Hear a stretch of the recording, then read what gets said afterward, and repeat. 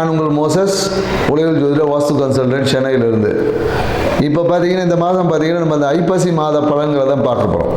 அதுக்கு முன்னாடி இந்த ஐப்பசி மாதம் பார்த்தீங்கன்னு வச்சுக்கிங்களேன், பொதுவாக என்னென்னாக்கா இந்த ஐப்பசி மாதம் பார்த்தீங்கன்னா நிறைய விழாக்கள் உள்ள மாதம்.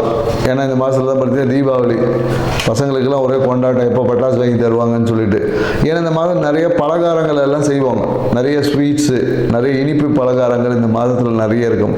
அதே போல் நல்லா பார்த்தீங்கன்னா நல்ல இந்த முறுக்கு, அதிரசம், ஒட்டவடைன்னு சொல்லிட்டு அப்படியே இந்த வறுத்த உணவுகளை அதிகமாக நம்ம எடுத்துப்போம். மேலும் பார்த்தீங்கன்னா குடும்பத்தில் எல்லாருக்கிட்ட ஒரு மகிழ்ச்சி வந்து இந்த காலத்தில் ரொம்ப அதிகமாக இருக்கும். குடும்பத்தில் பார்த்தீங்கன்னா மகிழ்ச்சி இருக்குது. ஏன்னா தீபாவளிக்கு போனஸ் கொடுப்பாங்க, நிறைய பேர் பண்டு போட்டிருப்பாங்க. இது எல்லாமே இந்த மாதத்தை வந்து சிறப்பிக்கக்கூட ஒவ்வொரு காரணம் இருக்குது. அதே போல் தான் பார்த்தீங்கன்னா இந்த ஐப்பசி மாதம் பார்த்தீங்கன்னா நிறைய கிரக மாற்றங்களும் இருக்குது. ஏன்னா இந்த குரு பகவான் பார்த்தீங்கன்னு வச்சுக்கோங்க, அதிசாரமாக கடகத்தில் வர்றார், ஐப்பசி மாத தொடக்கத்திலே வந்துடுறார். மேலும் பார்த்தீங்கன்னா புதன் பகவான் பார்த்தீங்கன்னு வச்சுக்கோங்க, இந்த ஐப்பசி மாதத்தில் பார்த்தீங்கன்னா விருட்சகத்துக்கு போகிறார், துலாத்துலேருந்து விருட்சகத்துக்கு போகிறார். மேலும் செவ்வாய் பகவானும் பார்த்தீங்கன்னா இந்த மாதம் துலா ராசியிலேருந்து விருட்சகத்தில் போய் ஆட்சியாக உட்கார போகிறார். மேலும் பார்த்தீங்கன்னு வச்சுக்கோங்க, சுக்கிர பகவானோட பயிற்சியும் இருக்குது. ஏன்னா சுக்கிர பகவான் பார்த்தீங்கன்னா நவம்பர் 2ஆம் தேதி பார்த்தீங்கன்னா கன்னியிலேருந்து துலாத்துக்கு வர்றாரு ஆட்சியாக. ஸோ மேலும் பார்த்தீங்கன்னா சூரிய பகவான் பார்த்தீங்கன்னா ஐப்பசி மாதம் எப்போதும் துலா ராசியில் இருப்பார். ஏன்னா துலா ராசியில் பார்த்தீங்கன்னா சூரிய பகவான் நீசம். ஸோ இப்படி இவ்வளோ கிரக மாற்றங்கள் இந்த மாதத்தில் இருக்கிறதுனால நிறைய விஷயங்கள் இந்த மாதத்தில் நடக்க போகுதுன்னு சொல்லலாம்.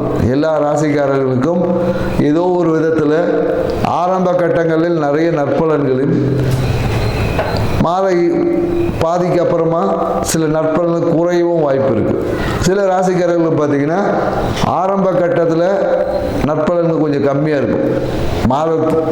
ஒரு மாத நடுவில் அப்புறமா பார்த்தீங்கன்னு வச்சுக்கோங்க, பாதிக்கு மேலே பார்த்தீங்கன்னா நற்பலன்கள் அதிகமாக கிடைக்கக்கூடிய வாய்ப்புகள் எல்லாமே இருக்குது.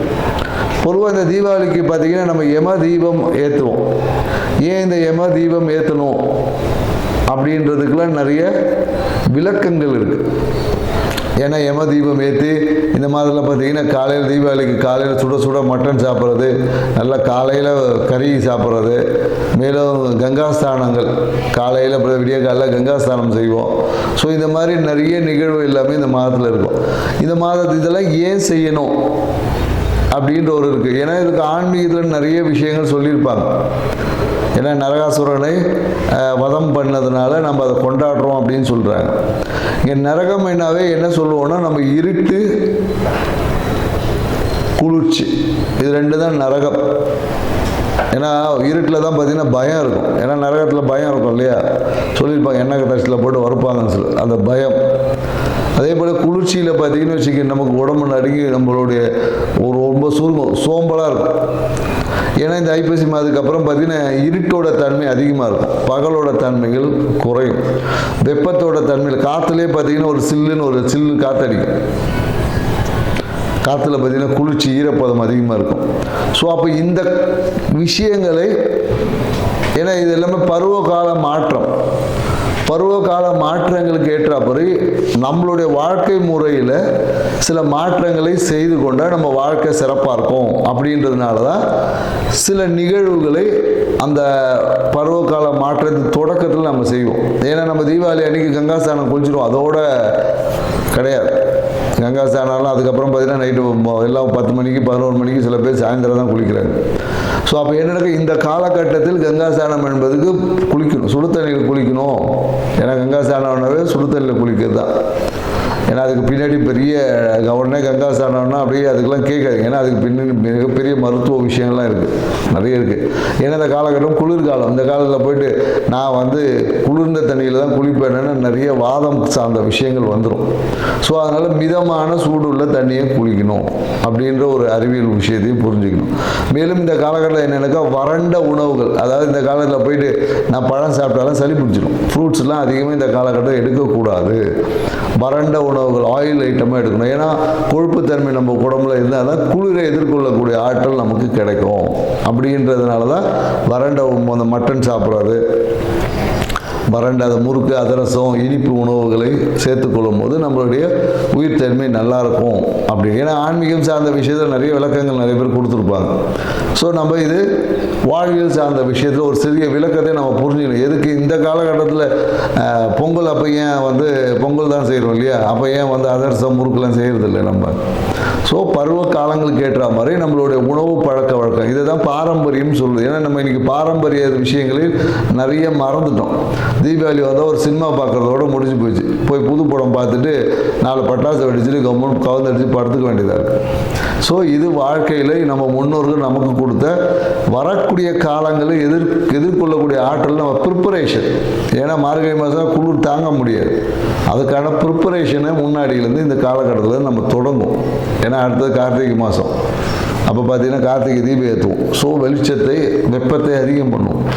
ஸோ இந்த மாதிரியான நிகழ்வு எல்லாமே இருக்குது என்ற ஒரு புரிதலோட இந்த ஐப்பசி மாத ராசி பலன்கள் ஒவ்வொரு ராசிக்கும் என்ன மாதிரி இருக்குன்றதை நம்ம பார்க்க போகிறோம். வாங்க வீடியோக்குள்ள போகலாம். கன்னிராசி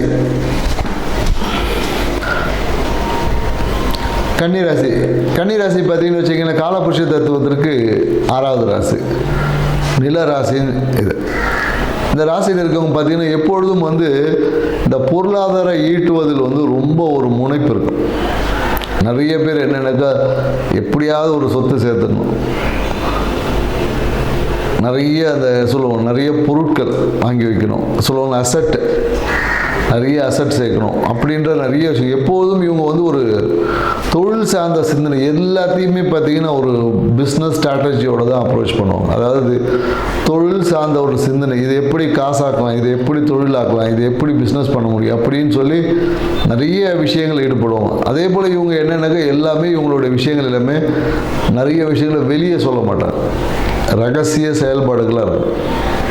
அதுவும் நிறைய பேர் என்னென்னாக்கா அந்த அரசு சார்ந்த விஷயத்தில் ரொம்ப ரகசிய விஷயங்கள் இருக்கும். அதனால தான் இந்த கன்னிராசிக்கு பார்த்தீங்கன்னா சொல்லணும் இவங்ககிட்ட ஆல்ரெடி இவங்களோட இந்த ஆழ்மனத்தன்மை அப்படின்னு சொல்லுவாங்க இல்லையா, சப்கான்ஷியஸ் மைண்டு, இது இவங்ககிட்ட ரொம்ப கொஞ்சம் அதிகமாக வேலை செய்யக்கூடிய ஒரு ராசியில் பார்த்தீங்கன்னா கன்னிராசியும் ஒன்று. ஸோ இப்படி இருக்கக்கூடிய கன்னிராசிக்காரங்களுக்கு இந்த ஐப்பசி மாத பலன் எப்படி இருக்குதுன்னு நம்ம பார்க்க போகிறோம். ஏன்னா ராசி அதிபதியான புதன் பகவான் பார்த்தீங்கன்னா ஆரம்பத்தில் துலா ராசியில் இருக்கார், அதுக்கப்புறம் பார்த்தீங்கன்னா விருச்சகத்துக்கு மாறுறார். ஸோ இந்த காலகட்டம் பார்த்தீங்கன்னு வச்சிங்களேன் நிறைய பொருளாதாரம் சார்ந்த ஈட்டல், தொழில் சார்ந்த முயற்சி, இந்த மாதிரியான புதிய முயற்சிகள் ஈடுபடுவதற்கான வாய்ப்புகள் அதிகமாக இருக்குது. குறிப்பாக என்னென்னாக்கா நிறைய இந்த காலகட்டத்தில் என்னென்னாக்கா ரொம்ப எச்சரிக்கையாக பயணிக்கக்கூடிய ஒரு ராசியில் பார்த்தீங்கன்னா கன்னிராசிக்காரங்க தான் இருக்காங்க.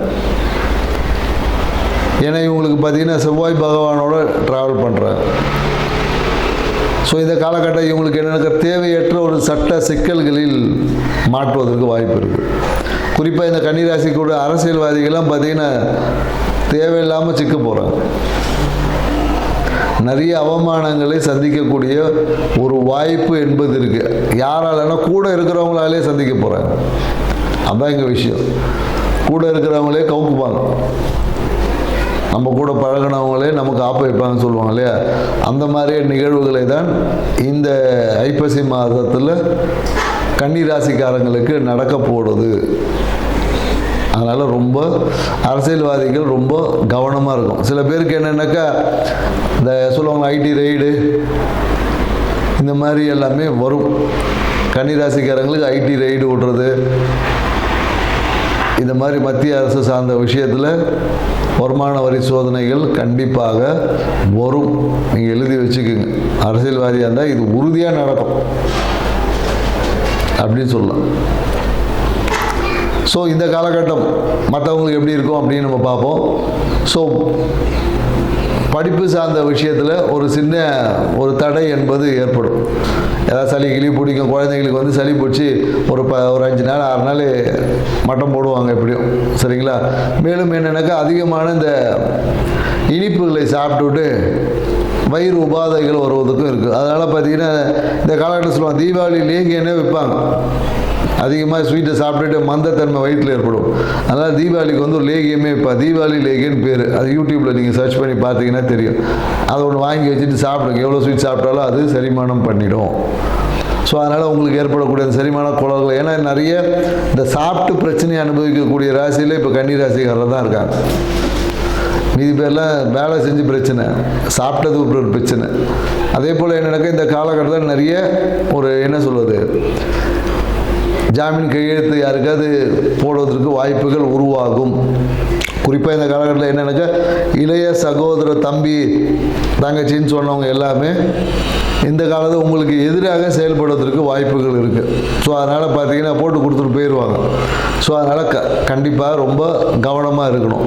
அதே போல் கன்னிராசிக்காரங்கள் இந்த காலகட்டத்தில் என்ன தீபாவளி மாதம் இல்லையா, பட்டாசு கிட்டாசுலாம் இவங்க கொளுத்துவாங்க. குறிப்பாக இவங்களுக்கு பார்த்தீங்கன்னா கையில் தீக்காயங்கள் ஏற்படுவதற்கும் வாய்ப்புகள் இருக்குது. ஏன்னா இவங்களுக்கு பார்த்தீங்கன்னா இந்த சொல்லுவாங்க, இந்த மத்தாப்பு சொல்லுவாங்களே, மத்தாப்பு அந்த குச்சி மாதிரி இருக்கும் இல்லையா, அதனாலேயே உங்களுக்கு ஒரு தீக்காயங்கள் ஏற்படும் கையில். ஸோ அதனால் குழந்தைகளாக இருந்தால் ரொம்ப கவனமாக இருங்க, சரிங்களா? ஸோ கவனமாக பட்டாசுகளை வெடிங்க. சாப்பிடும் போதும் அதே மாதிரி என்னென்னக்க ஏதாவது ஒரு விஷயங்கள் அதிகமாக சாப்பிட்டுட்டு ஒரு உடல் உபாதைகள் வருவதற்கான வாய்ப்புகள் இருக்குது.